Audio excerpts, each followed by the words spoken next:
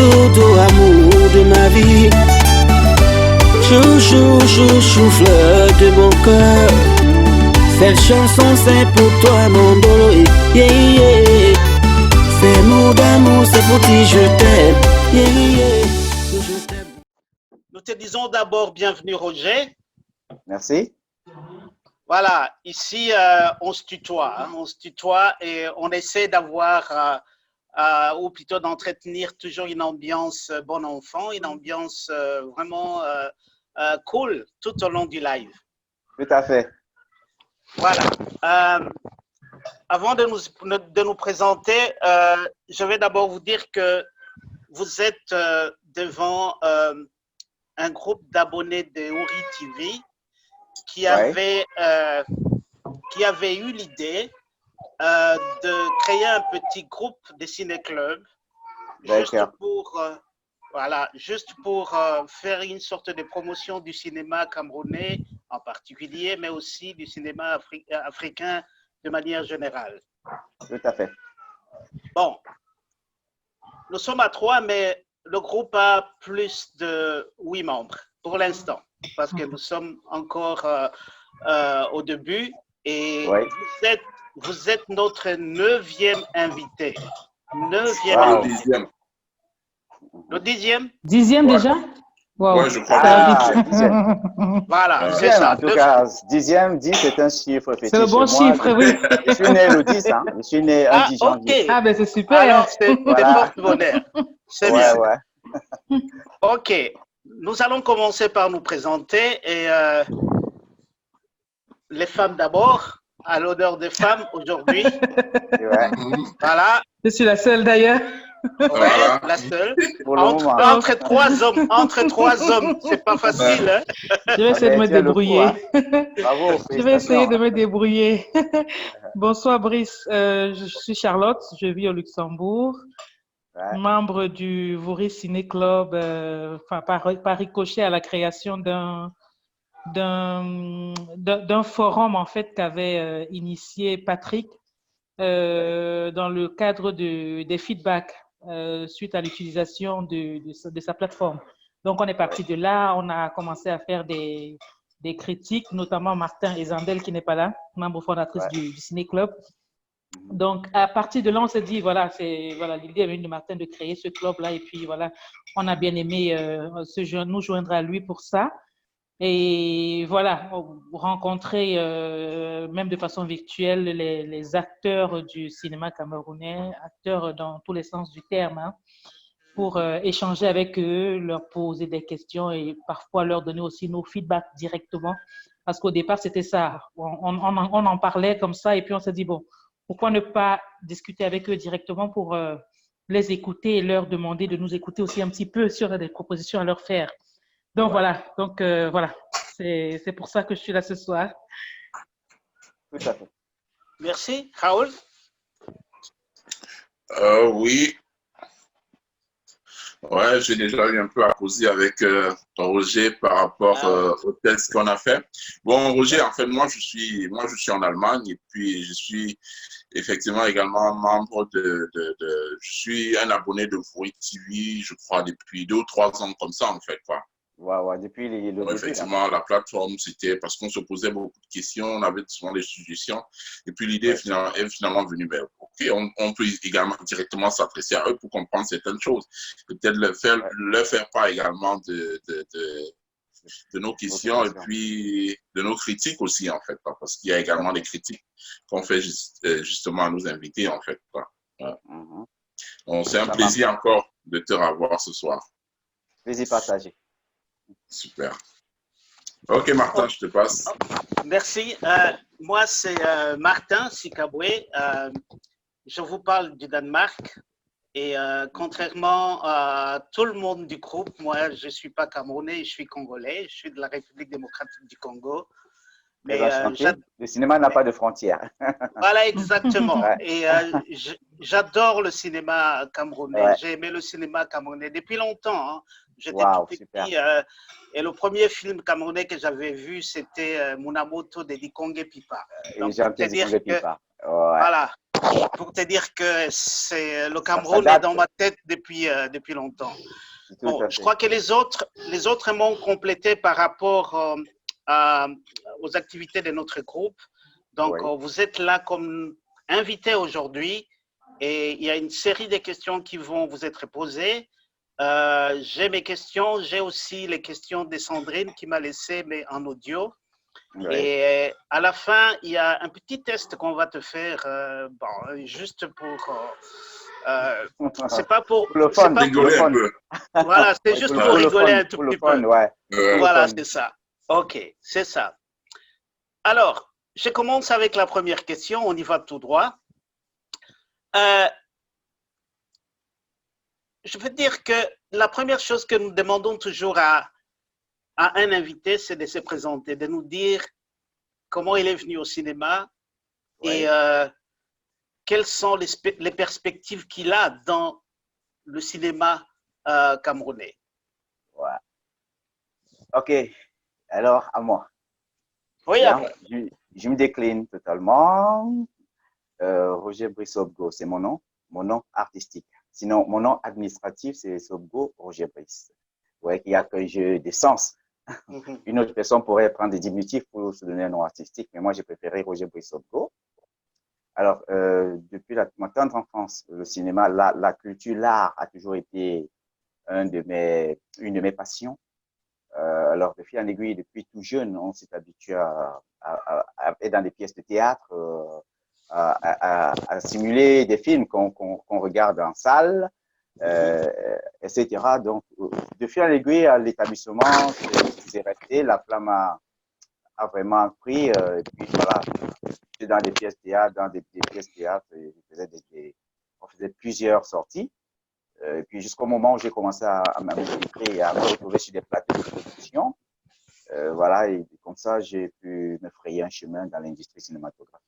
Et aujourd'hui, je suis doté de 23 ans de carrière dans le domaine, avec à mon actif 70 métrages, 70 métrages, on va dire longs, courts, et puis séries. 70 métrages confondus avec 7 distinctions, dont 2 personnels et puis 5 collectives.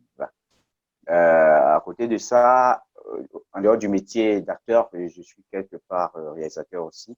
Et j'ai commencé à produire parce que je viens de mettre en œuvre mon tout premier film, long métrage, Un Dieu Angel, produit par ma maison de production, des Carros Productions. Et par ailleurs, je déploie aussi des concepts qu'il faut partager de son expérience. Alors, j'ai un concept que j'ai mis sur pied que j'appelle Fragrance Acting dans le label Ross Evans.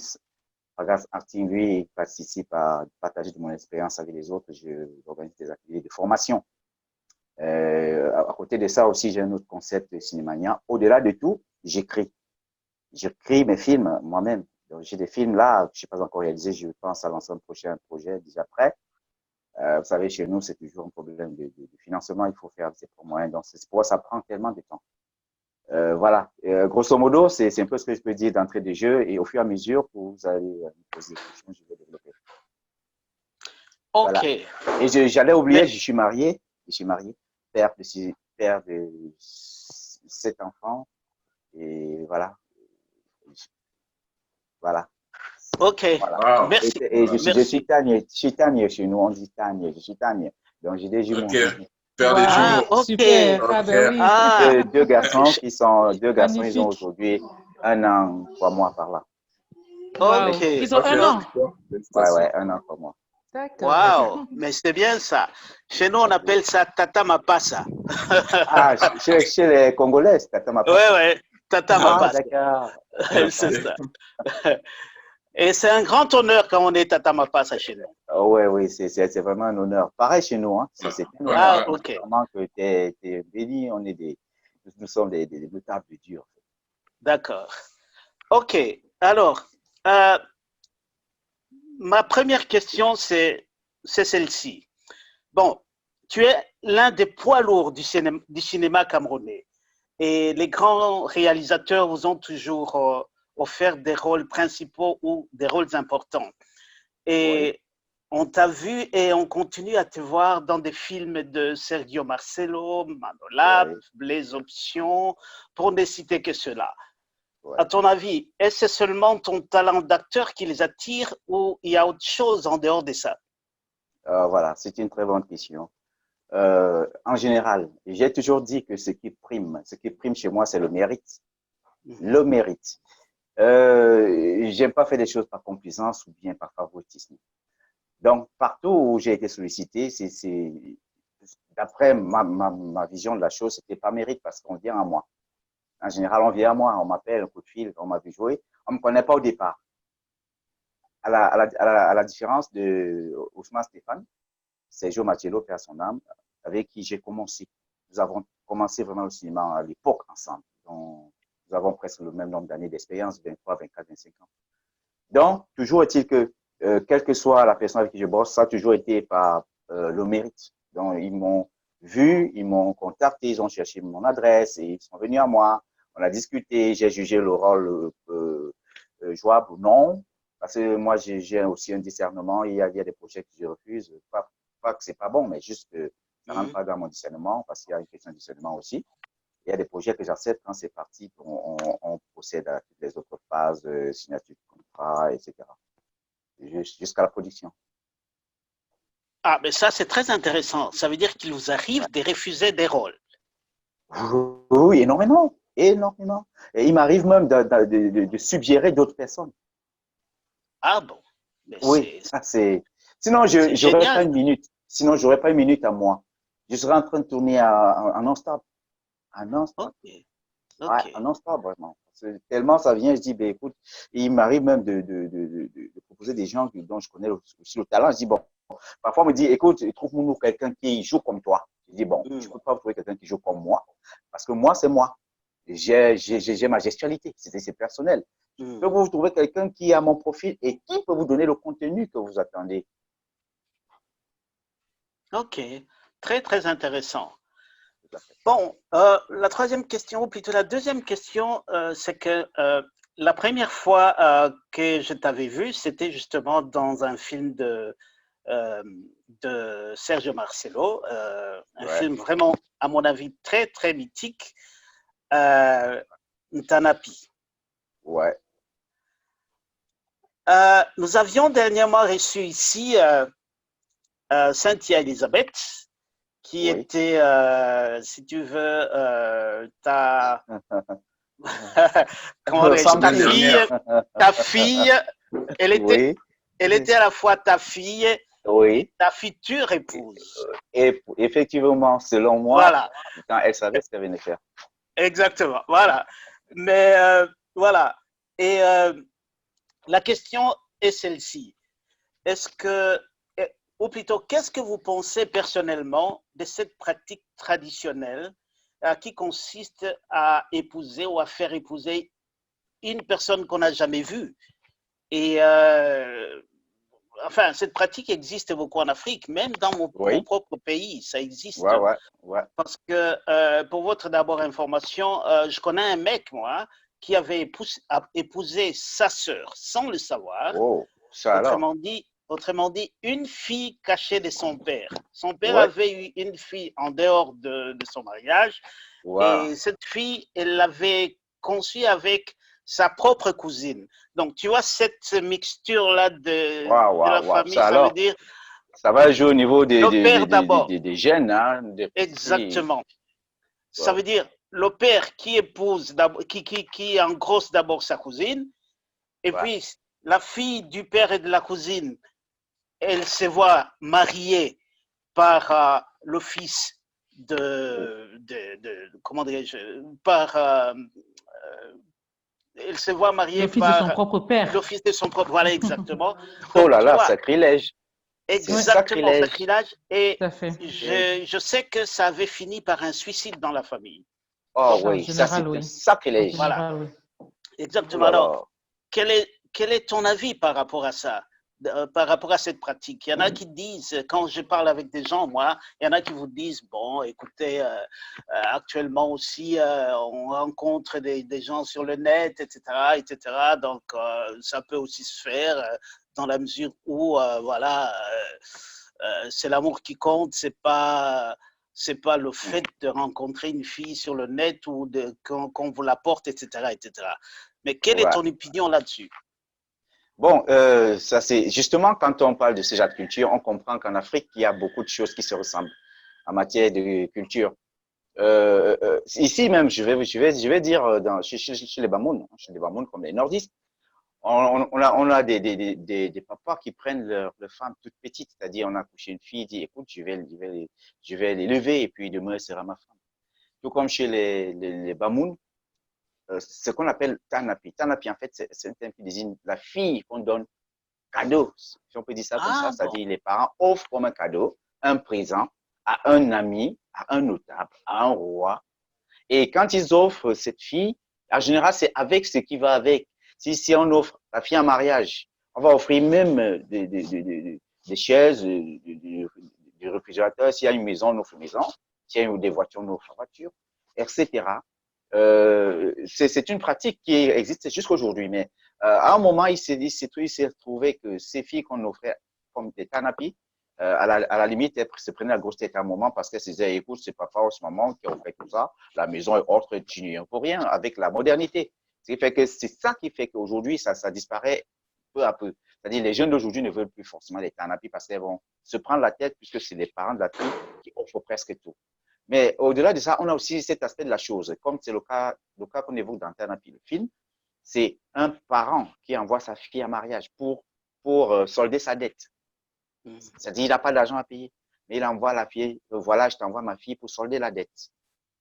Comme femme, en fait. Mais il se trouve donc dans les trucs du film que c'est la copine de la fille qui partait, en fait. Mais quand elle raconte l'histoire à celle qui est partie à la fin de Tanapi, quand elle raconte l'histoire, elle trouve que le papa chez qui elle va, elle connaît ce nom, c'est un certain Aboubakar, Nyamsi Aboubakar, et elle reconnaît. Et puis elle dit, voilà, tu vas chez ton mec, moi je vais à ta place parce que j'ai une revanche à prendre. Donc, Djibouba, c'est que c'est cette femme qu'on lui envoie, pourtant c'est cette fille qui vient. Mais comme la fille l'a pas connue depuis la naissance, la maman ayant quitté le foyer, parce qu'il fallait qu'elle dise qu'elle a conçu du papa, sinon cet enfant ne verrait pas le jour. Parce que la maman de son mari tuait tous les enfants dans le ventre. On savait que la femme de son enfant attend un bébé et elle ne voudrait pas la concurrence, qui est une autre aussi qui accouche peut-être les jumeaux, etc. Il fallait donc cette manigance pour pouvoir fuir le royaume et puis revenir plus tard. Bon, vu que quand il se retrouve plus tard, les vérités sortent. Donc, l'aspect canapidon, ça revient à donner des jeunes filles, surtout vierges, à des rois, des notables ou même des jeunes. Donc, je reconnais qu'aujourd'hui, c'est une pratique qui tend à disparaître au fur et à mesure. Voilà. Donc, moi, je crois que ça va disparaître tout seul puisque beaucoup ne sont plus très partants pour avoir une fille avec qui on va donner tous les biens, les maisons, tout le reste, quoi. Les hommes veulent s'affirmer aujourd'hui de ce côté-là. Ok, merci pour la réponse. On continue. S'il faut, par exemple, que tu t'auto-attribues le prix du meilleur acteur dans un film, quel est le rôle que tu as déjà joué et dans quel film te semble mériter ça? Et dans la mesure où je peux pas me pointer le bonnet blanc sur la tête, je vais prendre ça dans le sens que, ok, je peux parler d'un rôle où j'ai vraiment eu de la peine à porter, c'est-à-dire où je suis allé chercher au fond de moi pour porter ce rôle, un rôle qui a été un peu plus difficile par rapport aux autres. Bon, naturellement, ça me revient tout le temps que c'est un rôle qui a cartonné, qui a cogné, et beaucoup sont unanimes. Beaucoup de personnes sont unanimes sur le fait que ce soit le rôle de Charlie. Moi-même, je le dis, c'est Charlie. Il fallait aller très loin chercher Charlie. Très loin au fond de moi. Alors, voilà. Et Charlie, c'est dans quel film? La Reine Blanche, la série. La Reine Blanche. Justement, il y a une question qui va venir sur la Reine Blanche que Zandel a posée, mais je la poserai plus tard. D'accord, ça marche. Voilà. Là, on vient d'apprendre que vous êtes aussi producteur. Oui, j'y commence. Oui, justement, on se posait cette question-là parce que, bon, on connaît Manola, Les Options, Sergio Marcelo, Mitumba, qui sont à la fois des acteurs. Stéphane. Voilà, exactement. Ils sont des producteurs, ils sont des réalisateurs, mais ils jouent aussi dans leurs films. Peut-être Oui. Ousmane, pas beaucoup, mais les autres, ils jouaient vraiment. Oui, Ousmane ne Voilà. joue pas beaucoup. Ousmane, il ne joue même pas, en fait. Il écrit, il réalise. Il produit Exactement, aussi. voilà. On a eu aussi le privilège de l'inviter ici. Il nous avait Tout à parlé fait. de lui. Voilà. Oui. Alors, la question, c'était Flo, effectivement... Flo, prends mon chargeur de maman, là. Excusez-moi, je vais connecter au chargeur. Allons-y, ça va. ouais. OK, la question, c'était de savoir si il vous était arrivé de penser justement à faire vos propres films, ou vous êtes aussi à la fois producteur, réalisateur, mais aussi acteur. Bon, dans tous les cas, comme j'aime toujours à le dire, quand on est dans un métier, on aspire à aller plus haut. Un peu comme dans une entreprise où on est employé, on aspire à être un jour un cadre, un directeur général ou bien créer son propre entreprise. Donc, moi, Ouais. j'ai décidé qu'à un moment, il fallait bien que, puisqu'on me l'a toujours demandé, on me l'a toujours suggéré, que bon, j'ai beaucoup donné, il est temps de faire des choses de moi-même. Vu que depuis toujours, à la base, je suis scénariste, j'ai toujours écrit des histoires, même depuis l'école. Donc, le film que je réalise aujourd'hui, Un duo Angel, et j'ai ce scénario il y a 10 ans, moi. Et il y en a comme ça que j'ai, bon, toujours est-il que c'est au niveau des moyens de production que ça bloque, mais sinon, au fur et à mesure, tant que faire c'est possible, on lance la production. Maintenant, mon approche, c'est simplement que, à un moment, il faut produire et réaliser. Pendant que j'étais acteur, je me formais en réalisation. La production aussi, il faut un état d'esprit, il faut se former. Et Ousmane Stéphane est l'une des personnes qui m'a formé à la réalisation. Ils sont nombreux comme ça dans le métier. Donc, je me suis pas levé un beau matin pour dire, bon, voilà, je réalise. Non, c'est un état d'esprit. Il y a une technique, il faut avoir du langage, il faut avoir des codes, il faut connaître les différents maillons, il faut avoir une idée des différents maillons de la chaîne de production.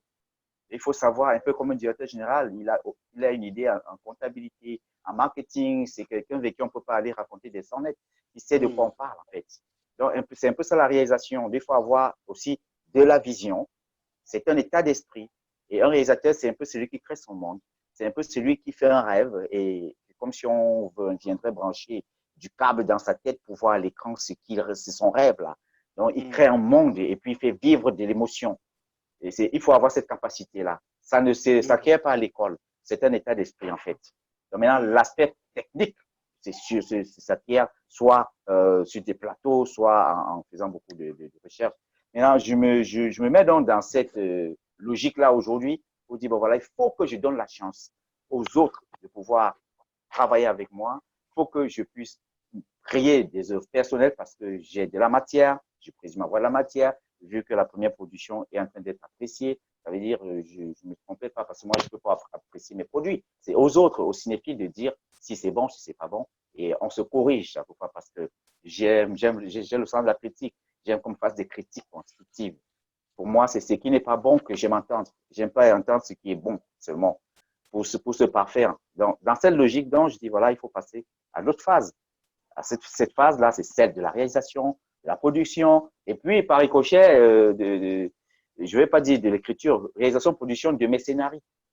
Parce qu'ils sont écrits par moi.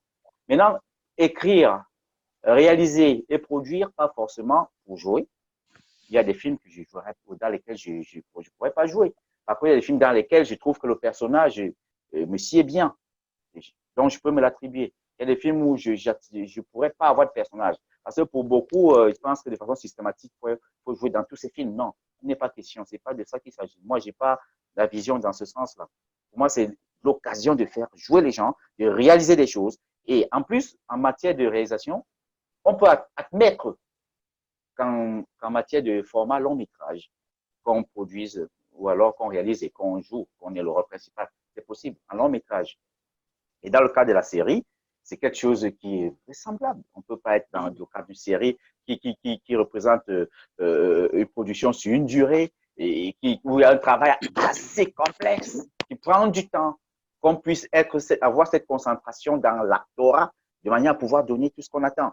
Pendant qu'on est tellement dispersé au niveau de la technique de production, au niveau de l'organisation, au niveau de tout ça, parce qu'on a tout le monde à gérer au même moment sur un plateau de série ou feuilleton, c'est énorme. Dans un plateau de long métrage, c'est aussi énorme, mais pas sur une longue durée. Alors, on s'est délégué et on s'est se concentrer pour pouvoir être réalisateur et acteur en même temps, puisqu'on a des cas comme ça dans le monde au niveau des longs métrages. Donc, pour moi, l'idéal n'est pas d'être acteur principal de mes productions, c'est de pouvoir produire des œuvres assez crédibles qui peuvent faire bonheur aux cinéphiles. Oui, parlons un peu du film que tu as réalisé justement, un duo en duel. Un duo en duel. Voilà, c'est ça. En fait, quand on regarde ce film-là, on a l'impression de voir un film de Claude Chabrol. Je ne sais pas si tu connais le réalisateur français Claude Chabrol.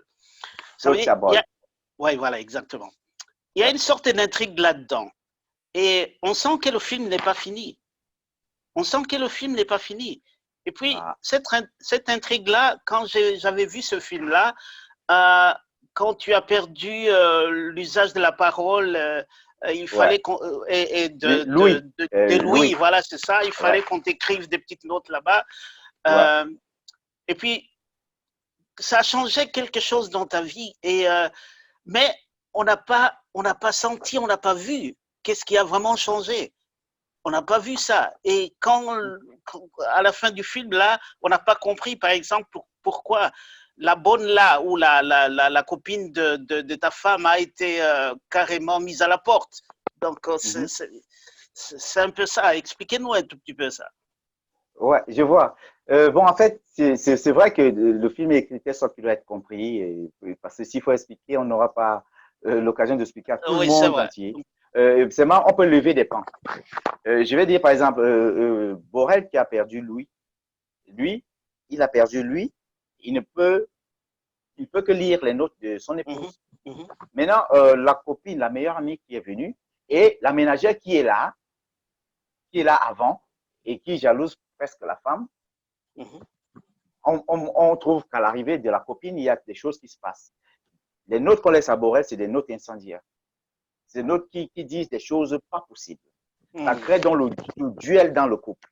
Alors, il faut voir qu'à la fin, on se rend donc compte qu'en fait, les notes que Borel disait, ce n'étaient pas les notes que Angel lui laissait, que son épouse lui laissait. C'était des notes trafiquées par la copine.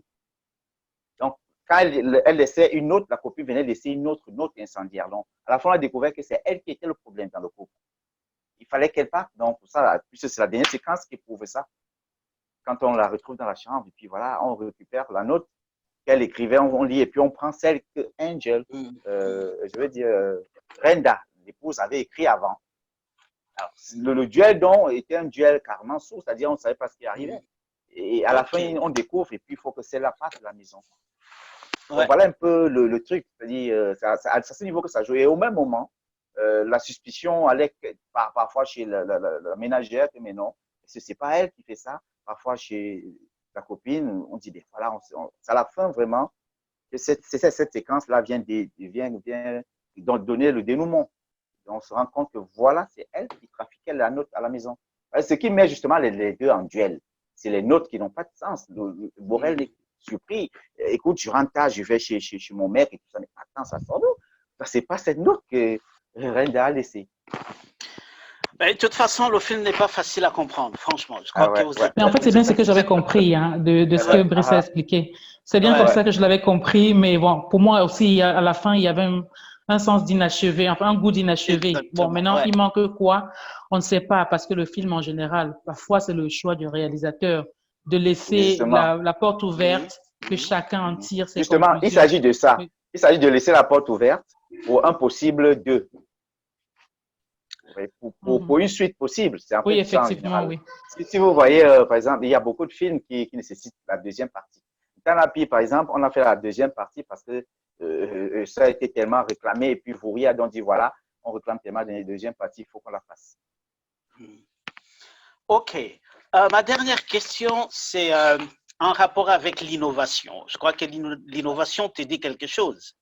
Oui, naturellement. OK. Voilà. Tu as montré, si tu veux, ta force de frappe. Je le dis bien, ta force de frappe. Merci. En créant une application à ton nom qu'on peut télécharger sur Google Play. Play Store. En tout cas, Play Store, c'est ça. En tout cas, félicitations. Merci. Merci. d'où vous est venue l'idée et pourquoi une application au nom de Roger Brice Go? Ouais, C'est super. très original, ça. Franchement, c'est que vous, c'est-à-dire, si tu dis ça, c'est que tu as vu des choses vraiment dans le sens de la spécificité. Moi, j'ai pensé, c'est une idée qui m'est venue comme ça. Avant que cette idée ne m'arrive, j'ai remarqué qu'autour de moi, des fans de partout, de chez vous au Danemark, de Bruxelles, de France, de l'Allemagne, de Londres, de partout, qui m'appelaient, ou qui avaient l'occasion d'être au Cameroun, des blancs comme des noirs. Vous m'avez toujours dit chaque fois, écoute, on veut voir des films dans lesquels tu as joué. Parce que quand on te voit dans un film, on sent que c'est du bon. Et on a envie de voir. Et puis, on ne trouve pas facilement. Alors, il m'est venu dans l'idée de dire, écoute, je peux penser à quelque chose que je mets, là où je mets ensemble les films dans lesquels j'ai joué, et puis que ça devienne une plateforme. J'ai pensé à un site, j'ai pensé à ça quand j'ai dit, mais aujourd'hui, on est plus Android. Du coup, l'idée d'application m'est venue. Et puis, avec mon collaborateur Ousmane Stéphane, on s'est mis, puisqu'il est le développeur. Allez, on s'est lancé, on a développé l'application. Et c'est vrai que tout le monde me dit, mais voilà, d'où te vient l'idée, mais c'est ingénieux. Bon, maintenant, il reste à lancer ça et à me faire faire abonner, quoi, faire des fans et à des abonnés. Parce que là, on a beaucoup d'éléments qui fait que désormais, je suis proche avec mon fan, comme je suis avec toi. C'est-à-dire, on s'écrit, on se parle, je peux poser des questions sur un personnage, sur un film, sur n'importe quoi. On peut visionner des films, là où j'ai joué. C'est plein de choses à faire. C'est assez vaste, quoi. Donc voilà, d'où m'est venue l'idée de mettre sur pied mon application à moi, qui est une forme, c'est ma plateforme d'abonnement. C'est aussi un moyen d'avoir du soutien. Parce que beaucoup ont dit, mais moi, on peut te soutenir, etc. Je dis, bon, celui qui prend un abonnement, une semaine, 2 semaines, un mois, un an, c'est aussi soutenir. C'est aussi un souci que nous avons, le soutien. De toute façon, c'est une très, très bonne idée. Moi j'ai personnellement apprécié. Merci. Merci beaucoup. OK. Je passe la main aux autres pour leurs questions. Allô? Charty? Allô? On te suit, Roger, on te suit. Ah, d'accord. Je n'ai pas suivi la question. Non, il n'a pas posé de question, justement. Je passe la main à quelqu'un d'autre. Moi, j'ai épuisé mes questions, alors voilà, je voudrais que les autres puissent poser leurs questions avant que je ne revienne pour poser les questions des Andels. D'accord, merci. Ça a été un plaisir. À tout à l'heure. Oui, Roger, moi, j'ai vu effectivement. Flo, tu m'as pas le chargeur là? J'ai vu justement ton application et la question que je me suis posée, mais c'est pourquoi est-ce que les autres acteurs n'ont pas quelque chose comme ça? Est-ce qu'il n'y a pas moyen d'essayer de vulgariser? Parce qu'il y a beaucoup d'acteurs qu'on connaît, mais il n'y a pas vraiment moyen d'avoir les informations sur eux, en fait, parce que ce n'est pas possible de vulgariser ce genre de choses pour permettre au maximum de ces acteurs de se faire connaître, en fait, quoi. Et d'apparaître de façon professionnelle aussi, en fait. Tout à fait. En fait, quand j'ai mis ça sur pied, j'en ai parlé et puis j'ai publié même sur mes pages. J'ai invité beaucoup de collègues qui ont du répondant, qui ont du contenu à pouvoir mettre sur pied leur application. J'ai pensé tout le temps autour de moi. Mais écoute, voilà mon application, c'est bien de faire ça pour les fans, pour qu'ils se rapprochent mieux au plus de toi, etc. J'en parle tout le temps. Ah, d'accord. OK. Ouais. Moi, je suis en train de poser la question par rapport, parce que actuellement, je regarde plusieurs séries et films et tu es dans tellement de films, des séries, et je me demandais, mais le temps, est-ce que tu as le temps? Tu commences le travail à quelle heure? Tu travailles le dimanche? C'est comment, en fait? Et tu dors à quelle heure? Il rigole parce qu'il nous a dit au départ qu'il en refusait d'ailleurs. Moi, j'ai souvent dit quelque chose. Hein. Tous ceux qui viennent à moi, pour être formés, pour faire du cinéma. Déjà, à l'époque, quand nous faisions du cinéma, à l'époque, c'est-à-dire c'était même pas encore assez couru comme aujourd'hui. On disait, mais qu'est-ce que vous faites? Mais ça ne paye pas et tout ça. Mais seulement, on savait, là où on se trouve, on savait que le cinéma n'est pas local, le cinéma est international. Vu que nous étions parmi les premières personnes à vendre nos séries, à l'époque, à plus aux chaînes extérieures. Mais seulement, je vais dire, c'est un concours de patience, de performance, de persistance. C'est-à-dire, il faut pas voir le temps. si celui qui juge du temps ne le fera pas, parce qu'il faut un sacrifice, il faut s'y mettre à fond. Figurez-vous qu'on s'y met à fond au moment où on n'a pas de revenus, au moment où il faut gérer, en même temps, il faut avoir des revenus pour gérer et la maison et des charges par-ci par-là. Vous comprenez qu'à un moment, bon, c'est vrai qu'il faut ménager une monture, il faut être à un certain niveau où on est sollicité, on passe d'un plateau à un autre. Mais à un moment, il faut bien se dire que quand on n'est pas encore bien connu, il faut se faire connaître. Ça veut dire qu'il faut participer dans le maximum de projets possibles pour se faire un nom dans le domaine. Bon, au moins, on s'est fait un nom, il faut vraiment maintenir, parce que si on quitte le domaine, allez, on oublie, on n'aura plus d'autres occasions d'évoluer. Donc, quand on fonce, il faut accepter ce sacrifice. Ça veut dire qu'il faut accepter de s'y faire.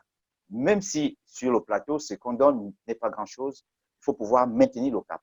C'est pour vous dire quoi? C'est que aujourd'hui, en général, hein, le cinéma n'aurait pas son nom au Cameroun. En général, pourquoi? Parce que il y a des gens qui, on peut dire, quand je le dis, c'est beaucoup plus des acteurs que je parle. Je ne parle pas des producteurs qui vendent et se font assez d'argent. Je parle de l'acteur. L'acteur, c'est le temps d'une prestation qu'il a quelque chose. Alors, s'il est dans une série, où on lui a donné, je vais prendre un exemple, 100 000 francs, un 200 000 francs, et que la série prend 6 mois, ou 4 mois, 5 mois, 3 mois, les 100 000, 200 000, 300 000, il va l'utiliser dans les 2 semaines qui suivent, et puis voilà, il est à zéro. Hein. Là, comme ça, il est maintenu d'astreint sur le plateau pendant les 2, 3 mois, 4 mois qui vont suivre, sans revenu. Parce que là, parce que quand je dis 200, 300, 400 000, c'est des rôles principaux. Ça veut dire qu'on est en permanence sur le plateau. Donc, il faut être en permanence sur le plateau. À ce moment, il n'y a plus de revenus. Hein. Les 300 000, 400 000 qu'on a donné depuis le début, là, c'est fini. À la limite, même, c'est l'avance, parce que le solde, c'est souvent à la fin. Donc, si on a dit 400 000, c'est 200 000. Ça gérer une deux choses. Et puis voilà, on reste d'astreint sur le plateau. Tout ce qu'on bénéficie pendant les 2, 3, 4 mois, c'est un déplacement, un forfait, un déplacement, peut-être une ration sur le plateau. Basta. Basta. Alors, celui qui aime va s'y faire, va se sacrifier, va avancer. Celui qui n'est pas fait pour le métier va arrêter tout de suite. D'accord. Donc, maintenant, voilà pourquoi nous avons dit avec certains collaborateurs, on a pensé qu'il faut, l'acteur camerounais est dans une précarité qui ne dit pas son nom. Il faut sortir de cette précarité. Nous n'avons pas de soutien. Et les producteurs, on ne peut pas dire qu'ils nous donnent déjà au moins quelque chose de considérable. Non. Un producteur qui nous donne peut-être, pendant qu'on produit, s'il a donné 400 000 et qu'il a vendu le film, n'importe combien, il ne reviendra pas dire que non, écoute, je t'ai donné seulement 400 000, prends encore quelque chose. Non. Il est de son droit de dire, bon, c'est mon produit, je t'ai payé ce que je t'ai payé, tu as joué, c'est tout, tu as peu rigolo à rien. Et ce n'est que de bonne guerre. Parce qu'une fois qu'on t'a payé, si tu as accepté 10 francs, 100 francs, 200, 400, tu l'as accepté, n'attends plus rien d'autre producteur. Donc voilà, c'est à ce niveau donc que nous, des acteurs, nous devons nous battre pour faire quelque chose. Et j'ai souvent dit que notre métier n'est pas du tout ingrat. Pourquoi? Parce que celui qui s'est fait une notoriété dans le domaine, au moins, il s'est fait connaître. Au moins, il y a des gens qui vont l'apprécier. S'il fait une activité parallèle, parce que c'est lui, ça va vite aller. Vous avez nos collaborateurs et collaboratrices qui font des affaires, qui vendent des vêtements, et ils se font de la clientèle seulement parce que c'était l'artiste et l'acteur. De ce côté-là, au moins, il y a une reconnaissance. Les fans, je veux dire ça, les fans vont aller acheter des vêtements, vont acheter ce que leur star vend. C'est une façon d'arrondir je veux dire les gaps, c'est-à-dire entre deux plateaux, parce que c'est pas tous les jours qu'on est sur un plateau. Pendant qu'on n'est pas sur un plateau, il faut bien pouvoir avoir des moyens de survie. Donc, à ce niveau-là, je vous assure que c'est un gros sacrifice que nous faisons. Voilà pourquoi j'ai dit avec des collègues qu'on mette sur pied ensemble, qu'on mette un syndicat en place. On est en train de mijoter un syndicat que nous avons appelé Sinacam. S'il est mis sur pied, ça va faire que nous travaillons ensemble pour pouvoir organiser le métier, c'est-à-dire catégorier, essayer de sortir de la précarité, voir des producteurs, avoir l'entretien avec les producteurs et dire, bon, voilà, quand même, fixons une mercuriale, etc. Quitte à ce qu'un acteur à qui on ne peut pas payer 2 millions sur un plateau parce que le producteur ne l'a pas, d'accord, on ne paye pas 2 millions, mais on signe un contrat qui dit à l'exploitation, tu me payeras 2 millions. Je Tout prends à un fait. exemple, La Reine Blanche, Oui, oui, tout à fait. je veux pas La Reine Blanche forcément, toutes les séries diffusées sur A+, l'épisode coûte 1000 euros, je crois, c'est connu ça, 1000 euros sur A+. Quand un producteur vend à 1000 euros, l'épisode, s'il a fait 52, vous voyez ce que ça donne s'il a fait 104 ou 150. Le producteur, quand même, il a bien beaucoup d'argent. À ce moment, s'il n'a donné que 100 000, 200 000 à un acteur, etc., à ce moment, l'acteur n'a rien à réclamer. Par contre, si on revient au stade où on dit, bon, écoute, ne me donne rien, tu n'as pas d'argent. Mais promets-moi 2 millions quand tu vas exploiter. Et ce n'est pas être dur, c'est pas trop Tout à fait. demandé non plus. Par contre, il pourrait même dire, voilà, je te paye peut-être temps, je peux te le payer pendant la production sans temps d'exploitation, que ce soit quelque chose d'assez considérable suivant l'implication de l'acteur. À ce niveau-là, on peut s'accorder avec nos producteurs qui sont nos employeurs. Et Tout à aussi, de fait. l'autre côté, il faut mettre sur pied des plateformes telles que côté social. On ne va pas attendre que l'État fasse tout. L'État ne peut pas tout faire. L'État attend. L'État ne va pas organiser notre métier. C'est à nous d'organiser. Alors, il faut mettre une politique sociale en place. En tant que syndicat, on pourra aller vers des structures hospitalières, signer des conventions pour soigner les acteurs. Au niveau des assurances, lever des polices maladie. Quand un acteur malade présente sa carte de membre du syndicat dans un centre hospitalier, il n'a pas d'argent sur lui, mais il est pris en charge des soignés. Au niveau des partenaires stratégiques, des structures hôteliers, on dit voilà, quand on se déplace pour un festival et autres, faites-nous à moitié prix. Un cas de prix, la contrepartie, c'est que nous, on se filme sur vos hôtels, on va publier nos fans, ça va avoir de la portée. Au niveau des entreprises, on va leur faire comprendre, on va voir les patronats, MECAM, JICAM, on va dire, ben voilà, dites à vos cabinets de communication qu'il n'y a pas mieux qui porte les images que les acteurs. Alors, demandez-les de solliciter les acteurs pour les sports. Et à côté de ça, on va essayer de négocier des plateformes telles que l'acteur en stand-by puisse au moins trouver un job temporaire ou alors qu'il soit apporteur d'affaires dans une entreprise. Si tu vends des téléviseurs, moi, je vais dire à mes fans que je vends des téléviseurs. Alors, ils vont acheter parce que c'est moi et je me fais de la commission. Donc, c'est autant de choses que j'ai proposé, nous, certains acteurs, et artistes, on a proposé aux collaborateurs qu'on se mette ensemble, qu'on crée sur pied un syndicat, qu'on organise notre profession et qu'on sort au moins de la précarité.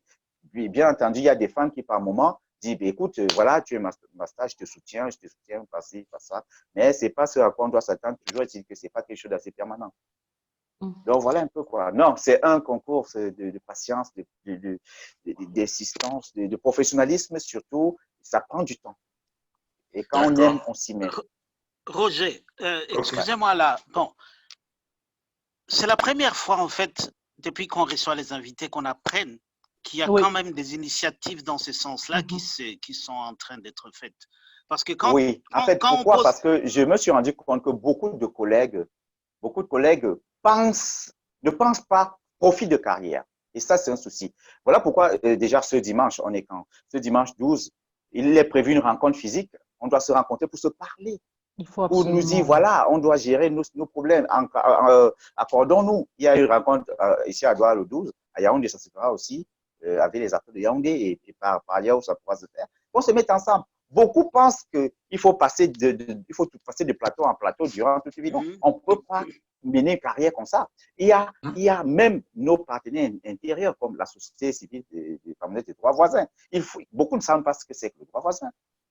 Il faut savoir que c'est ce dont on est en termes de droits voisins. Beaucoup ne le savent pas, beaucoup ne sont pas en train de penser à s'y affilier.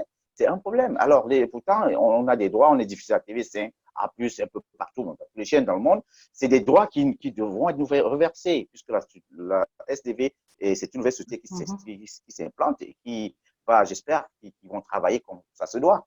Et aux collègues, donc, je leur demande vraiment de venir, on s'accorde. On a un droit de regard sur nos droits, etc. C'est pareil pour le côté institutionnel. On veut être vraiment, c'est-à-dire le partenaire direct du ministère de tutelle qui s'adresse aux syndicats quand il s'agit des problèmes de l'actorat. C'est vrai qu'il y a une loi qui a été mise sur pied par rapport aux associations culturelles et autres. Mais cette loi, naturellement, bon, ça concerne l'aspect guilde, parce qu'on a aussi des regroupements par association, guilde ou union, et pour arriver à la fédération au niveau national. Ok. Charty, tu as une question, je pense. Oui, non, en fait, j'écoutais Roger et puis j'étais à la limite scandalisé. Hein. Enfin, on le sait, on ne vit pas de son métier pour le moment. On sait qu'il y a une certaine précarité, mais j'ai plutôt noté dans ce que tu nous expliques une clochardisation volontaire de la part des producteurs. Je suis désolée de le dire comme ça, mais voilà, c'est ça. Parce que les gens ne connaissant pas leurs droits, on en profite pour leur dire, quand tu as pris un simple exemple qui semblait peut-être banal, on va te promettre 100 000 francs pour une série, mais tu ne vas pas vivre avec 100 000 francs sur 6 mois de tournage. Ça, pour moi, c'est inadmissible. Donc, effectivement, le fait qu'il y ait déjà des réflexions dans ce sens, c'est encourageant parce que, voilà, c'est quand même dommage de voir que des gens qu'on voit… Une production, c'est une production. Il faut avoir les moyens de sa production. Ce qui embête, c'est que la majorité des producteurs, je dirais, pensent à tout et ils pensent à l'acteur presque en dernier. C'est-à-dire, on a pris tout le matériel. Oui, c'est ça. C'est pour ça que j'ai dit tout à l'heure. On a loué tous les sites et après, tous les sites, on va dire, bon, l'acteur, s'il te plaît, il n'y a pas d'argent, on veut faire ça. Voilà, pour lui, c'est… Bon, un coup, on a accepté juste pour que le projet voit le jour. 2 coups, il faut accepter encore, mais 3 coups. Par contre, voilà pourquoi vous allez voir le gap entre les producteurs et les acteurs. Les producteurs, ils vont, disons, leurs moyens. C'est pas pour dire que tous ont les moyens, mais pour ceux qu'on voit visiblement. C'est ça qu'on constate, en fait. Et maintenant, l'acteur, lui, quoi dans tout ça? Lui, il a dit quoi? Les 100 000, 200 balles, 300 balles qu'on a donné pour qu'il tourne, ça ne représente rien. C'est vrai que le contrat, oui, c'est un contrat, je suis bien d'accord, c'est de bonne guerre, effectivement. Pour moi, il est question qu'on mette sur pied un contrat consensuel avec la production, avec les producteurs. Quelque chose de consensuel, qu'on tienne compte du mercurial. Mercurial, s'il y a un mercurial, ce serait super. On ne leur impose rien. On dit, voilà, collaborons de la façon la plus aisée. Toujours dire qu'on a la possibilité de dire même, tournez avec nous, ne nous donnez rien. Les gars, promettez-nous tel montant considérable quand vous allez exploiter. Ce n'est pas demander quelque chose de scandaleux. Ouais, ou bien un pourcentage. Absolument. Un pourcentage, par exemple, oui. Oui. En fait, l'acteur est la seule personne sur un plateau qui peut rentrer dans la production. C'est l'acteur qui fait le film. Si on ne peut pas me payer 5 millions pour une série, qu'on me rentre dans le capital du produit. Et ça me fait un pourcentage chaque fois que le film est vendu. 2%, 3%. Je ne sais pas pourquoi beaucoup ne veulent pas ça, mais c'est pourtant quelque chose d'assez simple. C'est du gagnant-gagnant. En fait. Oui, c'est du gagnant-gagnant. Donc, c'est justement, c'est pour ça. Si on le faisait depuis longtemps, on n'aurait pas un gap entre les producteurs qui roulent carrosse et les enfants qui ont la peine à payer leur loyer. Leur loyer, à se nourrir. Envoyer les enfants à l'école, on n'aurait pas ce gap-là. Mais justement, on s'étonnait que cette initiative la traînait à venir. On s'étonnait qu'il y avait une certaine surdité ou un silence chez vous, donc chez les acteurs. Oui, chez les acteurs, oui. Chez les acteurs. À pouvoir se mettre ensemble pour ce genre de truc. À pouvoir se mettre ensemble. Qu'est-ce qui clochait ou qu'est-ce qui était difficile à faire? Mais tu en parles, franchement, tu en parles de tout cœur et tu en parles avec cette volonté-là de pouvoir aller de l'avant. Mais on ne sentait pas ça. On ne sentait pas ça. Il faut dire, pour être vrai, il faut dire que c'est un combat. Hein. C'est un combat parce que on a l'impression qu'il faut fendre la tête de certaines personnes pour mettre certaines réalités. À la limite, beaucoup jouent contre eux-mêmes sans le savoir. Il y a trop d'autoflagellation, il y a trop d'autoflagellation, il y a trop de clanisme. On le sait, tout le monde le sait. Ça ne sert à rien je sais pas quoi, de faire tout, sauf ce qui peut te faire avancer, ce qui peut te garantir un futur. Je veux dire qu'en matière de droit voisin, en matière de droit, il y a une loi qui encadre tout ça. Qui encadre et qui prévoit que le droit soit un héritage pour la génération future après le décès de l'artiste. Les ayants droit bénéficient des droits 50 ans après. Aux États-Unis, c'est au moins 75 ans après. 70 ans, je pense. Du vivant de l'artiste, qu'est-ce qu'il aura fait pour protéger ses droits et qu'il va léguer à ses générations si on ne prend pas conscience. Et il se trouve que c'est un combat mené parce que pour beaucoup, c'est comme si c'est pour mes beaux yeux, les beaux yeux de X ou Y, il faut être là. C'est pourquoi je n'arrête jamais de dire qu'on est là d'abord pour soi avant d'être là pour tout le monde. Mais c'est en se mettant ensemble qu'on avance. Seul, on peut aller très vite. L'union fait la force, comme on dit. L'union fait la force. Voilà. D'accord. Roger, Et on se posait une question là tout à l'heure pendant la coupure. Est-ce que Roger Brice vit de son métier Bon, uniquement? oui, il faut avouer que je venais de parler de ménager une monture de ce faire un an. Aujourd'hui, je n'ai pas besoin forcément de faire des castings. J'ai besoin d'être auditionné. On m'appelle pour Oui, une audition oui, oui, pour un très projet. clair. Je reste, on m'appelle, c'est ça, c'est ce que j'appelle légitimité. Je demande Mhm. aux gens d'asseoir leur légitimité. Oui. Moi, j'avoue que je pourrais dire je vis de mon métier, pas de façon opulente, mais j'avoue que pendant des années, je ne fais rien d'autre que le cinéma. Parce que Ok. je suis sollicité sur un plateau, je négocie au Mhm. mieux mon contrat. Mais le problème, c'est que les plateaux ne vont pas s'enchaîner infiniment. Entre Oui, un plateau et un autre, il y a un gap. Mais absolument. par contre, il qu'il faut faut, bien voilà, se oui. dire que quand je négocie mon contrat, il faut le négocier au mieux. Et si on le fait ensemble, en se mettant ensemble en syndicat, tout le monde sera bien. C'est pourquoi je dis souvent, je n'ai pas de plaisir à être heureux seul. Il faut être heureux Mhm. ensemble. C'est pas pour dire que je sois heureux, non, je ne le suis pas. On est encore dans la précarité, on se bat vraiment bec et ongle, c'est pas encore ça, mais on aspire à pouvoir vraiment faire les En choses sortir, oui. Mhm. dans le sens de telle sorte que tout le monde trouve son compte. Mhm. Tout à fait. Imaginez-vous que dans le corps de métier, on puisse avoir un contrat, une police d'assurance. Quand on est malade, c'est ce qui lie l'acteur et le producteur, ce n'est que la période de tournage. Et après ça, le producteur, on est plus lié. Quel dommage. Je sais pourquoi des collègues trouvent que beaucoup ont peur de se prononcer, et ça, il faut le dire, parce qu'ils pensent qu'ils vont se prononcer, et on va plus les appeler sur des projets. C'est Voilà. ça le Bon, c'est problème. Il malheureusement y a beaucoup l'attitude qui de pensent que si l'Africain, oui. on s'il dit non et on n'est pas bien payé, on va plus les appeler Oui. sur des projets. Non, mais Oui, parce que le ce qui est producteur n'est lié à l'acteur que pour la période de tournage. Et après ça, le producteur n'est plus dans la vie de l'acteur, il doit se Ouais. gérer. Mais Roger, il y a aussi ce problème. L'acteur se poursuit, le contrat sert plus tard au niveau des droits voisins. Mhm. Oui, Le mais producteur n'a plus rien à y voir, rien du tout. Même dans l'organisation de la vie du corps des métiers, le producteur n'a rien à y voir. Puisque le producteur lui aussi bénéficie des droits voisins. Ce n'est pas le Oui, mais producteur qui va venir dire au corps de métier que prenez oui, des oui, couvertures oui. sociales, prenez une police maladie pour le syndicat, allez-y prendre des avantages qui est par-ci par-là, ou bien si ce n'est pas le producteur. Ah Je ne sais ouais. pas pourquoi ouais, l'acteur a cette phobie de se prononcer parce que le producteur risque de le regarder de mauvaise oeil. Beaucoup le mais disent. est-ce que cette phobie, Roger, est-ce que cette phobie, c'est celle qui fait que on apprend ça, on a appris ça, que Ouais, beaucoup le disent. qu'il y a des acteurs aussi qui payent pour leur casting. Ils doivent Oh, payer. ça c'est quelque chose qui s'est passé à un moment. Je ne sais pas si ça continue. Moi, je n'ai jamais vu. Mais j'ai Ah, reçu beaucoup de témoignages. Moi, dans le créneau sur lequel j'ai évolué, il y a pas, ça a été le créneau vraiment standardisé. Je ne sais pas à quel moment j'ai payé un casting de ma vie. Pourtant, il y en a qui en ont payé. Je ne sais pas à quel moment on m'a demandé de payer. Bon, oui, Moi, on me oui, ça paye c'est. dans un projet. Mais beaucoup m'ont fait des témoignages, puisqu'ils ont payé beaucoup d'argent pour avoir un rôle. Même quand c'est une série, beaucoup m'ont dit que pour qu'ils continuent à tourner, on leur dit, écoute, tu payes C'est ça. le chantage, c'est les abus de pouvoir, en fait. chantage. Oui, c'est les abus de pouvoir. Bon, Absolument. j'espère qu'aujourd'hui, avec l'évolution au stade où on est, ceux qui tombent encore dans ce genre de choses, je pense que ceci se passe. Donc, encore. Ouais. C'est aujourd'hui quand même, on se bat à ce que les choses soient faites dans la norme, qu'on professionnalise le domaine. Absolument. Ok. Ok. On s'achemine vers la fin. Là, il nous reste à peu près 17 minutes pour finir parce que Ouais. nous avons toujours un petit créneau de 1 heure. D'accord. Bon, on peut aller au-delà, mais on essaie de gagner, c'est vrai, du temps.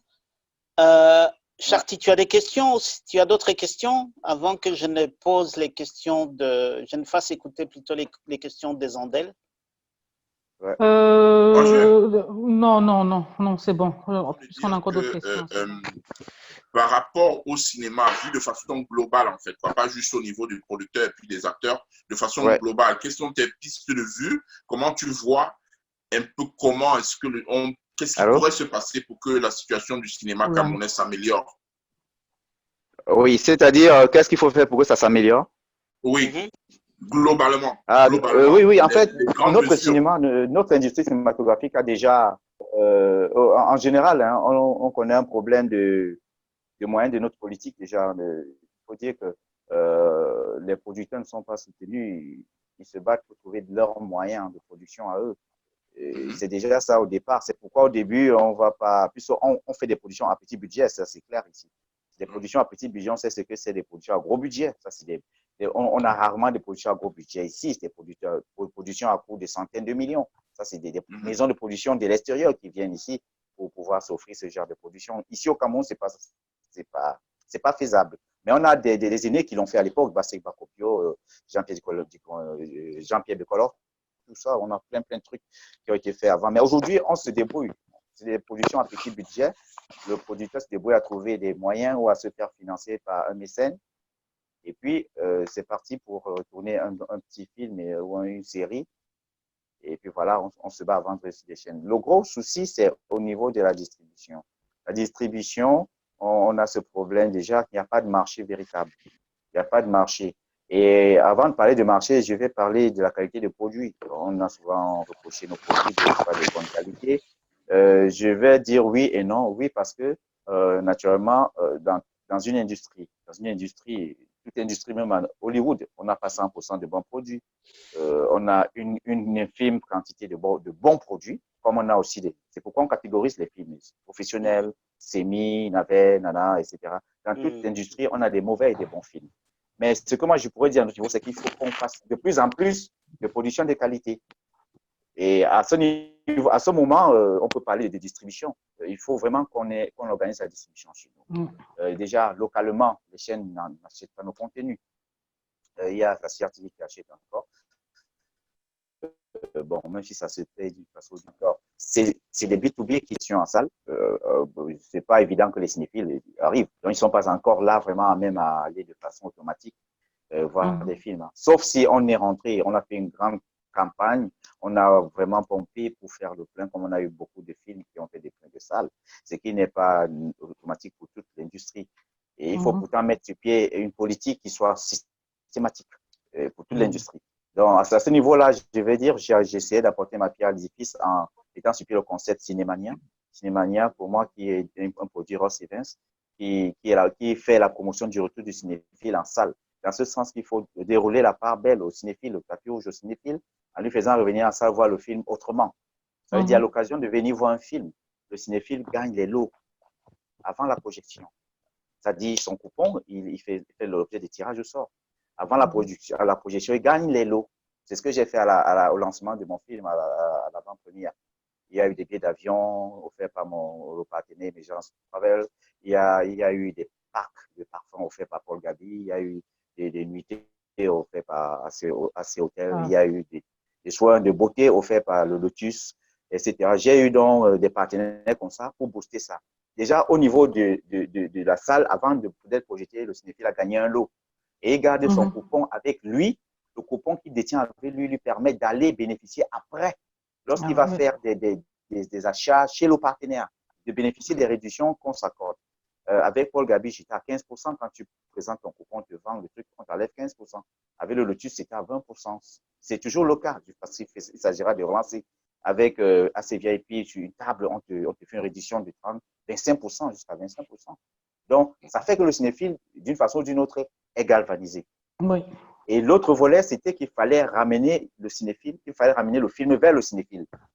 Alors, voilà pourquoi j'ai décliné d'autres concepts de Cinémania en les déclinant en Cinémania private. Private, c'est déjà pour pour faire une projection à domicile, faire voir le film à une famille qui a passé la commande, avec deux acteurs ou le réalisateur un acteur de ce film sur Red Carpet. Ça, c'est des projections dédiées. Pareil, en entreprise, un chef d'entreprise qui offre à ses employés des moments de divertissement, c'est une projection cinématographique avec les acteurs de ce film, avec sur Red Carpet. Au niveau diaspora, pour vous, j'ai conçu produit, j'espère que vous avez fait large diffusion là-bas. Cinémania Diaspora, c'est voir la diaspora quand vous venez au Cameroun. Lorsqu'on vient vous visiter, vous faites passer la commande d'un Cinémania Diaspora, on vient à la maison. Une équipe se déploie, mon équipe, elle se déploie chez vous, vous présente un film en présence des deux acteurs de ce film. Et pareil que quand vous êtes là-bas, vous pouvez passer la commande, allez me présenter tel film à ma famille à la maison. Et une équipe se déploie là-bas. Ça, c'est des choses assez prestiges, festives en même temps. On a aussi d'autres volets dans le cadre d'un mariage. Le temps du vin d'honneur, vous dites, voilà, on vous offre un Cinémania Fiesta. À ce moment, je l'appelle Fiesta. c'est un cinéma fiesta. Tout comme il Ok. y a l'aspect On sent vraiment. c'est on sent tellement C'est vaste. intéressant, Donc, hein. tout ça, c'est des choses que j'ai pas de moyens Super de politique, intéressant. j'aurais déployé depuis. Maintenant, il faut Mais pouvoir on se sent, battre on, à bec et ongle pour pouvoir lancer tout ça. Et c'est ce que les gens attendent, puisque j'en ai parlé de part et d'autre. Donc, on voilà un sent peu, vraiment notre que cinéma a Roger, donc ce souci, la distribution. Et puis, en principe, nous avons aussi un problème. On a un problème d'autoflagellation. Il faut que nos cinéphiles consomment nos produits. Oui. On ne peut pas comprendre que c'est le Camerounais qui soit le premier à dire que le film de son frère n'est pas bon. Ce n'est pas pour encourager les mauvaises productions, mais c'est pour... Le Nigeria évolue comment? Le Nigeria, le Ghana, tous les autres industries évoluent comment? Ils consomment d'abord local. Ils ont une forme de protectionnisme. Oui, oui. Ils consomment local. Bon, pas bon, ils consomment d'abord avant de dire, bon, écoute, il faut améliorer la prochaine fois. Ouais. Et il faut vraiment ça parce qu'on produit, si on n'a pas un retour sur ces investissements, on ne peut pas produire demain. Mhm. Ou alors, on va s'arrêter là parce que ça a été un fiasco. On n'a pas pu avoir fait le plein de salles, on n'a pas pu. Et même quand on met en DVD, il y a la piraterie, même si la piraterie n'est pas un risque pour. C'est pas une gangrène pour le cinéma. Là. Moi, j'ai toujours dit la piraterie, c'est valable pour la musique, mais pas au cinéma. Parce que la logique d'exploitation d'un film, d'une œuvre cinématographique, ce n'est pas mettre en DVD, non. C'est passer en Oui. festival, passer en projection en salle, vendre en C'est ça, télé oui. et autres. Et le DVD, c'est la dernière phase de l'exploitation d'un film. C'est lui qui sort son film et met un DVD là, tué tout de suite. C'est pas la Mhm. musique où on sort d'un studio et on presse les DVD, les CD. Donc, voilà quoi. Roger, on vous sent Ouais. vraiment engagé. Hein. On vous sent vraiment engagé dans la, comment dirais-je, la réussite du cinéma. On sent Allô? vraiment votre verve par rapport à ça. Et franchement, Ouais. on est vraiment content d'écouter ça ici parce que c'est vrai, il y a beaucoup de choses taboues que vous venez de dire là et que les autres n'osaient pas le dire. Il faut que je Ouais. sois franc avec vous. C'est ça. Andela qui a un petit mot pour toi. Andela, vas-y. Oui, je tenais Ouais. à féliciter Roger Brice et à l'encourager pour tout ce qu'il fait parce que c'est une bataille vraiment énorme.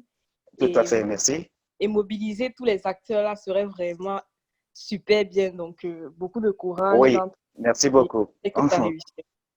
Merci. On y met de l'énergie, même si c'est encore assez dispersé, des gens qui dissuadent les autres et ceux qui, je sais pas trop quoi, mais on va finir par se converger. Et si on faisait un truc en invitant tous les acteurs un jour dans le ciné-club pour discuter réellement? C'est pas mal, hein? Moi, ce qui m'embête, c'est que je me demande si mes collègues se posent la question de savoir où ils vont, quel est leur profil de C'est ça le carrière. problème. Quel est le profil de carrière? Parce que même dans le domaine, beaucoup ne se forment pas. Beaucoup se restent dans le tas. Je prends l'exemple. Vous allez demander à mes collègues, je ne juge pas le niveau de formation ou de performance parce qu'il y a ce qu'on appelle le génie. Naturellement, tu as un génie, oui. Tu as du répondant sur le plateau, oui. Mais est-ce que tu as des techniques? Est-ce que tu as des techniques pour exploiter au mieux ton génie? Là, c'est un gros problème. Celui qui se retrouve au niveau 10 avec son génie se retrouvera au niveau 100 en se formant un tout petit exact. peu. Il y aura des techniques, des compétences pour pouvoir exploiter au mieux son génie. Et Roger. de l'autre côté, il y a de savoir ce que c'est, ce qu'on fait. Demander à beaucoup ce que c'est qu'un acteur. Comment on définit un acteur. Demander à beaucoup quelle est la technique qu'ils utilisent pour faire ci, pour faire ça. Comment on fait au mieux. Pourtant, il y a des masterclass organisées très constamment. Il faut faire des ateliers, il faut faire des masterclass. Et c'est ce qu'on continue de faire au sein du syndicat dès qu'on le mettra sur pied. J'espère qu'on réussira parce que. Voilà. Roger, s'il te plaît, Roger. Roger, moi je crois que Andela vient de donner une bonne idée là par rapport à réunir certains producteurs avec certains réalisateurs pour faire un petit débat avec ça.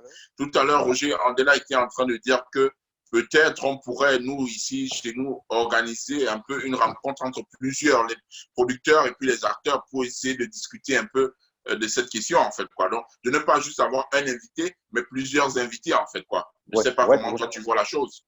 Non, je vais m'aller plus loin. Ça, c'est une idée que j'ai suggérée à l'époque. J'ai dit aux collègues, c'est-à-dire du métier, de l'industrie, J'ai dit, est-ce que vous savez pourquoi le sport est très bien suivi? On est avisé pour toutes les questions du sport. Si on a reporté la CAN, si un club a eu un souci, est-ce que vous savez pourquoi on le sait? Parce qu'ils organisent des débats autour. Ouais, c'est ça. Parce qu'ils organisent des débats télévisés autour.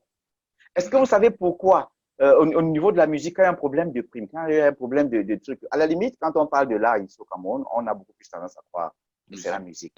Parce que eux, ils sont ceux qui ont plus fait de bruit.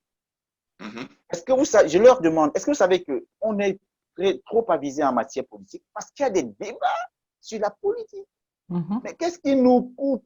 Pourquoi est-ce qu'on nous empêche? On ne peut pas mettre sur pied des débats autour de notre industrie cinématographique.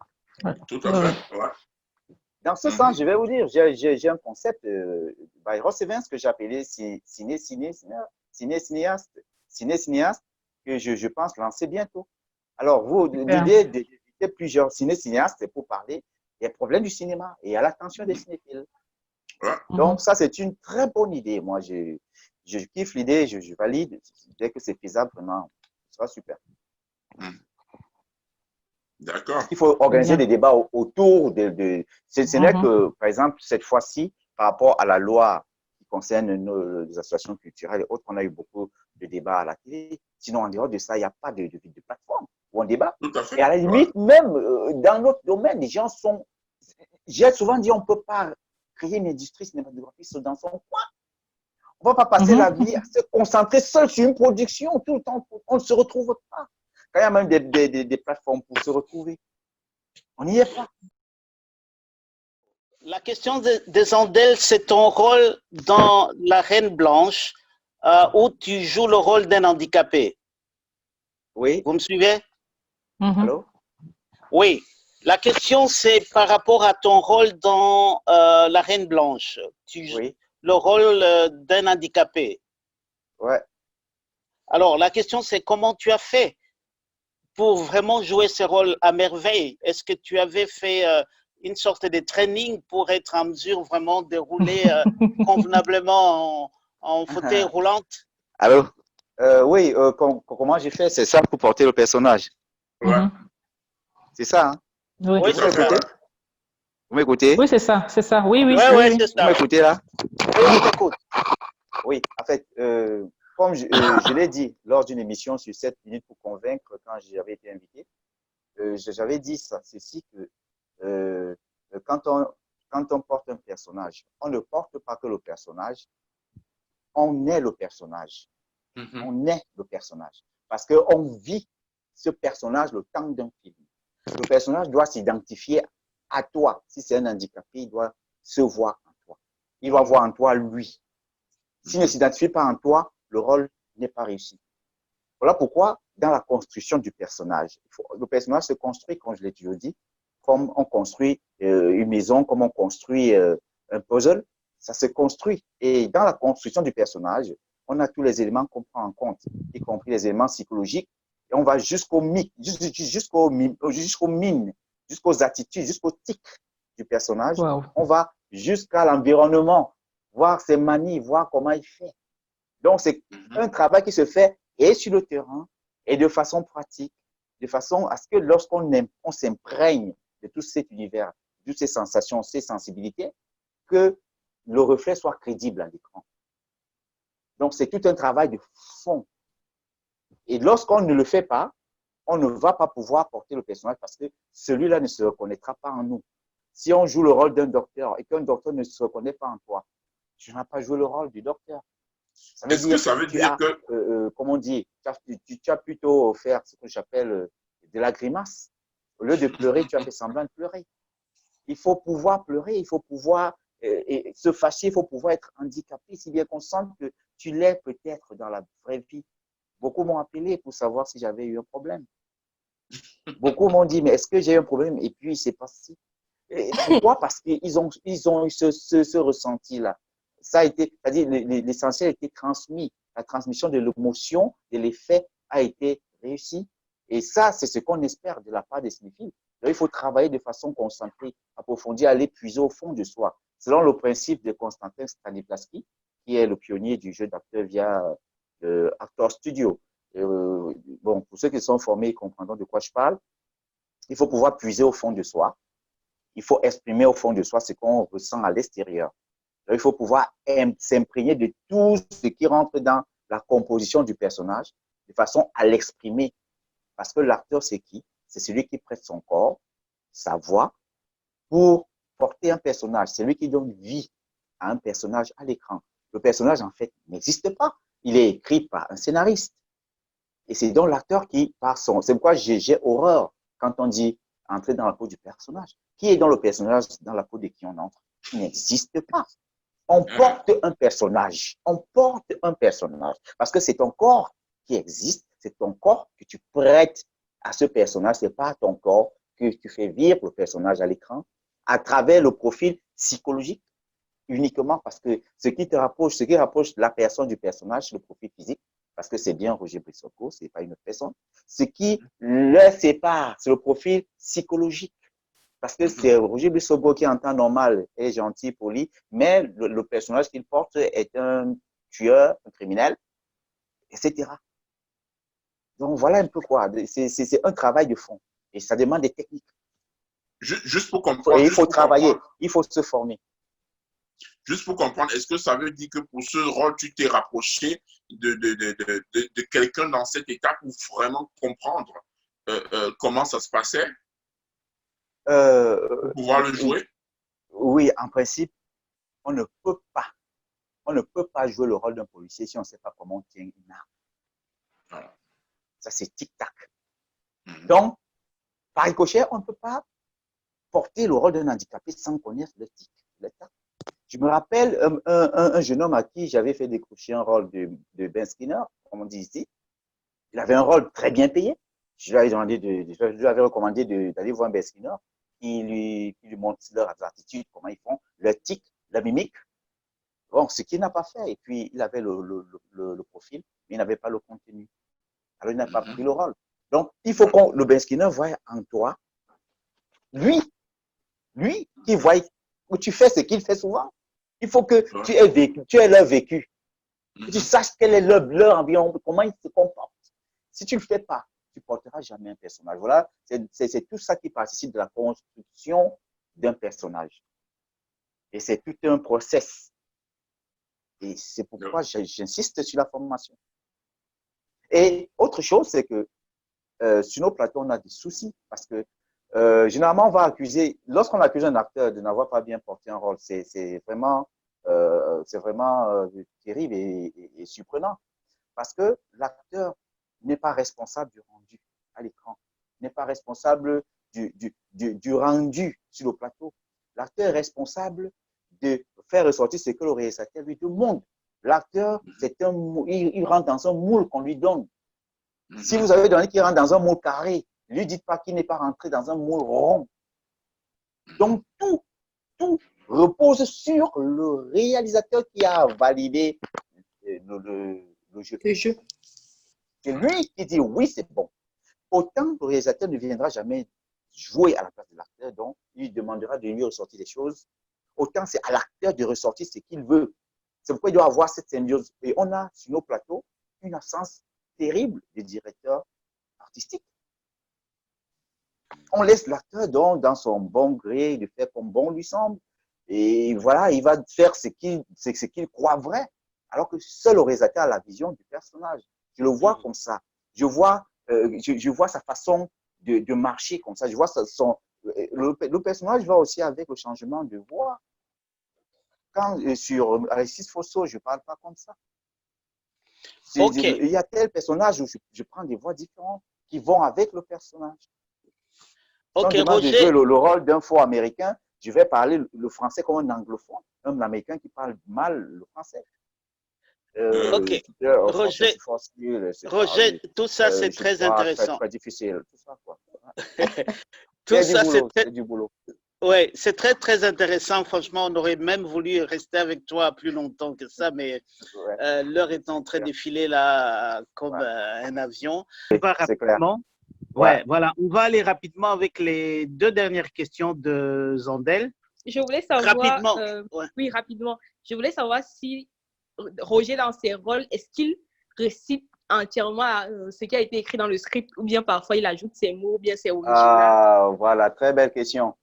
Première règle, l'acteur n'a pas le droit de changer quoi que ce soit dans le scénario. Vous dites tous pareil. Les acteurs. Vous dites tous L'acteur pareil. n'a pas le droit. Il faut dire tel quel. Mais la seule chose que l'acteur a le droit de mettre, c'est des bidouilles. Des bidouilles. Les bidouilles, c'est des expressions que l'acteur peut mettre au début, au milieu et en fin pour donner du feeling à son jeu. Je prends un exemple. La tirade dit « Hey, toi, pourquoi tu es venu en retard ?»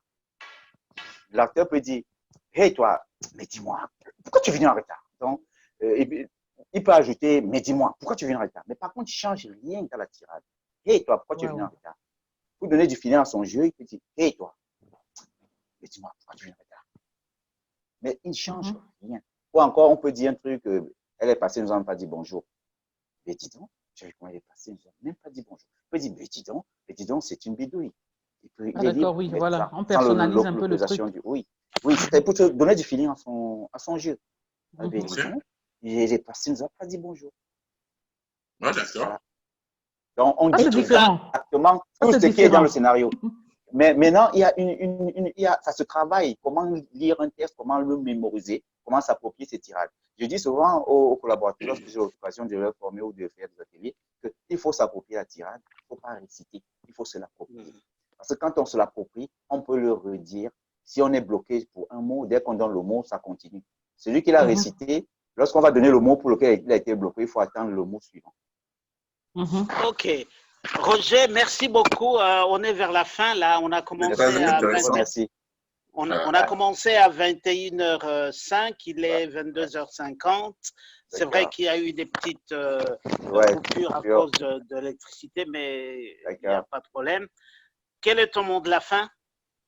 Bon, pour mot de la fin, je peux simplement dire que déjà, ce que vous faites, c'est un soutien à notre cinéma. Nous remercions ça au plus haut, nous en sommes reconnaissants. Et on aimerait aussi beaucoup plus qu'on pense à nous aider à combattre la précarité de l'acteur, parce que l'acteur, c'est la vitrine d'un produit cinématographique. On est d'accord que quand les fans voient des acteurs ruer les ruelles, ils sont mal famés, mal habillés, et tout ça, ou alors il est habillé, il ne peut pas s'offrir quelque chose d'assez luxueux, ça effrite la notoriété. Donc, c'est quelque chose sur lequel j'appellerais les fans, comme les fans que j'invite, par exemple, à prendre des abonnements sur mon application. C'est une façon de me soutenir, moi aussi. Et quand on soutient, on peut faire des choses. Figurez-vous un acteur qui est sur un plateau et que le bailleur attend à la maison et qui n'a pas laissé à manger à la maison. Qu'est-ce qu'il va donner? Il stresse. Ou encore que l'enfant est resté à la maison, il est malade, n'a pas acheté un comprimé. Pourtant, il a le pouvoir d'être sur le plateau, sans quoi le producteur va la cuisine.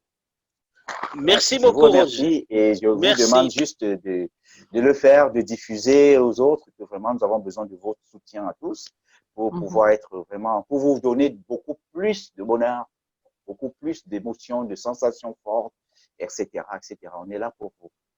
Merci beaucoup. Pas, Roger. Merci beaucoup. Merci beaucoup. Merci beaucoup, Roger. On vous aime bien et nous, on va continuer notre travail de faire parler les artistes et de recueillir aussi beaucoup d'idées telles que tu viens de nous les faire ici par rapport au syndicat et à votre action sociale, etc., etc. Ça, c'est des choses que nous aimons écouter et c'est des choses aussi que nous allons diffuser et propager. Et même quand on nous pose la question, qu'est-ce que vous de la diaspora, vous pouvez faire pour nous? Voilà. On a des choses, si on a de la matière, comme celle que vous venez de nous poser sur la table ici, de pouvoir vous réunir en syndicat, voilà, ça peut nous aider aussi. Hein. On a par exemple Sylvain Lobéni, il fait Digital Award, il va faire les awards cette fin d'année. Ah oui. Il a lancé quelque chose pour les acteurs, ça sort de la précarité quand même. Ça montre un côté bling-bling. Bon, maintenant, derrière, il faut faire beaucoup d'autres choses, quoi. Il faut se former, il faut s'organiser encore de métiers, il faut que le syndicat voie le jour, il faut ci, il faut ça. Tout à fait, le syndicat. Donc, Sylvain Lobéni fait déjà beaucoup de choses. Oui, Sinacam, il faut encore le mettre sur pied, absolument. Il y a tellement de projets, il y a tellement de choses à faire. Ils n'ont rien à voir, ce n'est pas l'État. Ce n'est pas l'État qui viendra faire ça à notre place. Non, ce n'est pas rien à voir avec les producteurs. Oui, de toute façon, on va parler aussi, on va inviter aussi des producteurs, on va inviter aussi des sponsors. On a ces projets-là, mais on en est encore au début et on fera parler tout le monde et peut-être que ça créera une sorte de dynamique. Dynamique, tout à fait. C'est de ça qu'il s'agit. Voilà, exactement. Où vous tous, vous pouvez vous mettre finalement ensemble et mettre au point des résolutions qui peuvent être, voilà. Qui peuvent être, voilà, c'est ça. Soutenu, ouais. Surtout que vous avez besoin de vous adresser à une corporation organisée. Exactement, oui, c'est ça. Exactement, c'est ça. Quand on s'organise en syndicat, vous adressez au syndicat ou alors à une association. C'est de ça. Voilà, c'est exactement ça. Bonne soirée à tout le monde. Merci pour la participation de tout le monde. Au revoir, à la au revoir tout le monde. À la prochaine. À bientôt. Merci. À bientôt. Merci. Merci. Merci. Doudou, amour de ma vie. Chou, fleur de mon cœur. Cette chanson c'est pour toi mon dolo. Yeah. C'est mot d'amour, c'est pour ti je t'aime. Yeah. Que je t'aime, oui. Que je t'aime, que je t'aime, que je t'aime, oui. Que je t'aime, que je t'aime, aïe.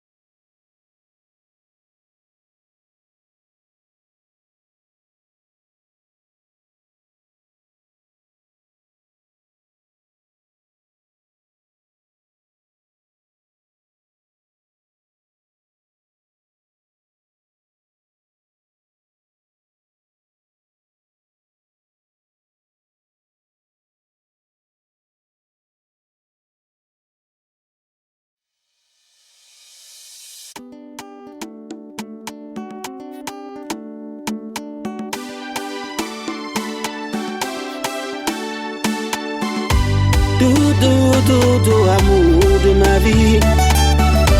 Chou, fleur de mon cœur. Cette chanson c'est pour toi mon dolo. Yeah. C'est Ces mots d'amour, c'est pour dire je t'aime. Yeah, yeah. Que je t'aime, oui. Que je t'aime, que je t'aime, que je t'aime, que je t'aime, que je t'aime. Ah.